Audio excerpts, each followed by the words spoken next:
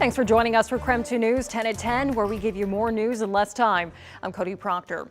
Breaking into our newsroom just hours ago, we've learned crews are responding to a maintenance-related death near Spokane International Airport. According to Spokane County Fire District 3 officials, that person died during a routine maintenance while running an excavator.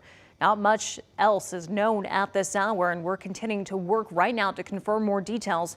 We'll keep you updated both on air and online on our website at KREM.com.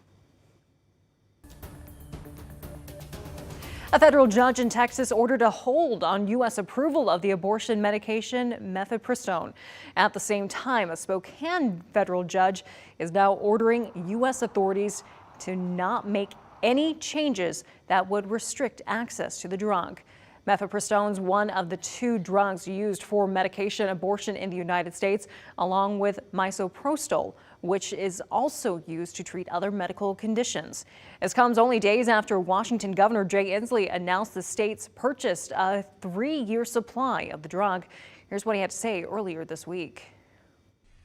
Washington State will not allow a judge in Texas to deny the right of Washington women to this safe drug. We will not sit idly by. We have to recognize these threats will continue, and our actions will continue to preserve the right of choice in the state of Washington.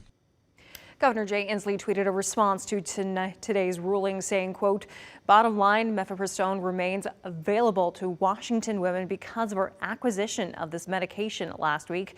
This court ruling by a Trump-appointed judge in Texas will not affect access to this medication, which has been used safely for 2 decades. Governor Inslee says he'll continue to fight restriction efforts no matter the outcome of the lawsuit. And just hours after the decision, Washington Planned Parenthood sent out a statement saying in part, quote, "Today's decision has not and will not impact access to medication abortion in Washington. Patients can still come to us for safe, effective medication abortion.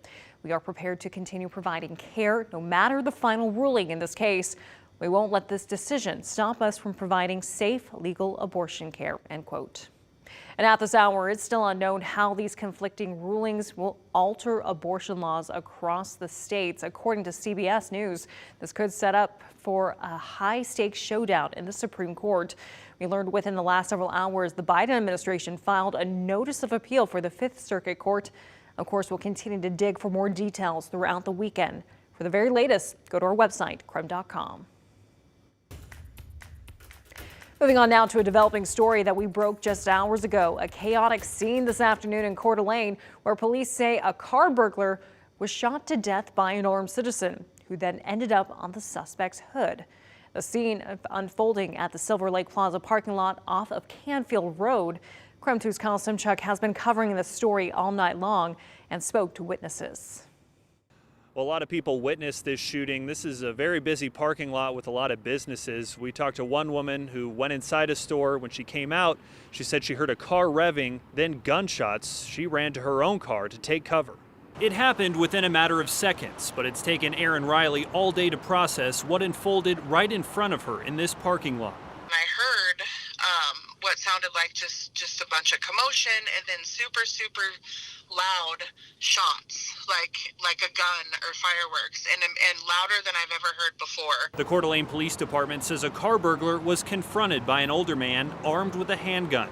Police say the suspect got into a vehicle and, after some commands from the armed citizen, started accelerating toward the man, who ended up on the hood of the car, which crashed into this truck.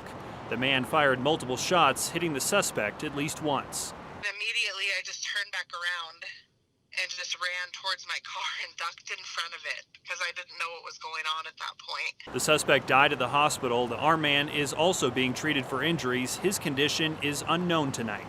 I feel sorry for him because definitely I feel like he was doing the right thing, trying to stop whoever was burglarizing. So it's quite sad, and I hope he's going to be okay.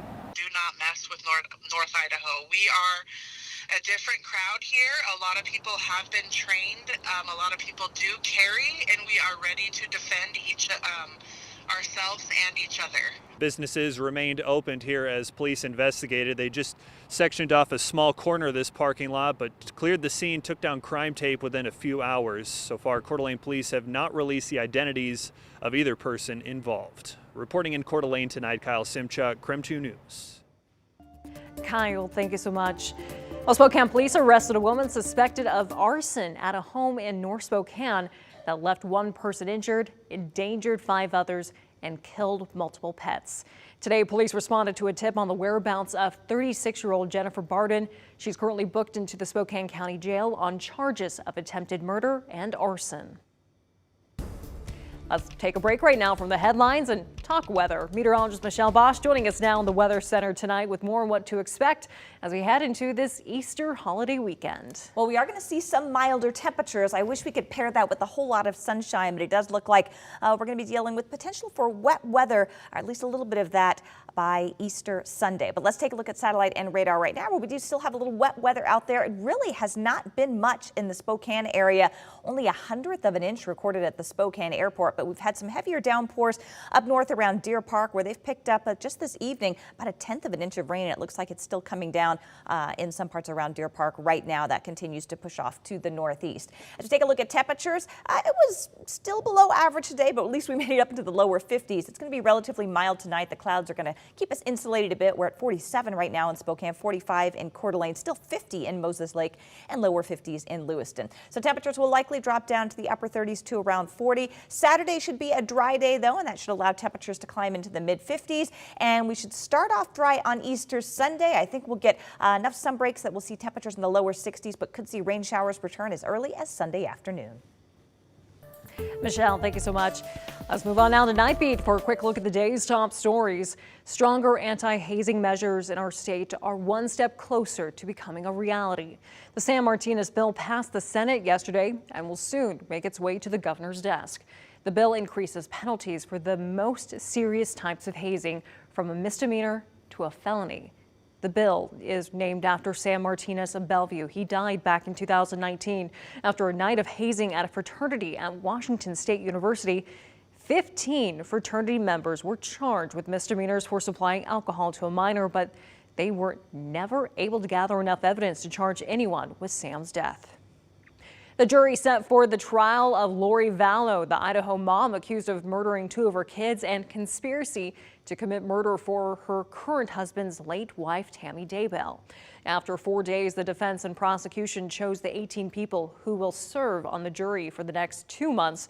The judge gave the jury very strict instructions, ordering them not to talk about the case, research it, or watch, listen, or read the news.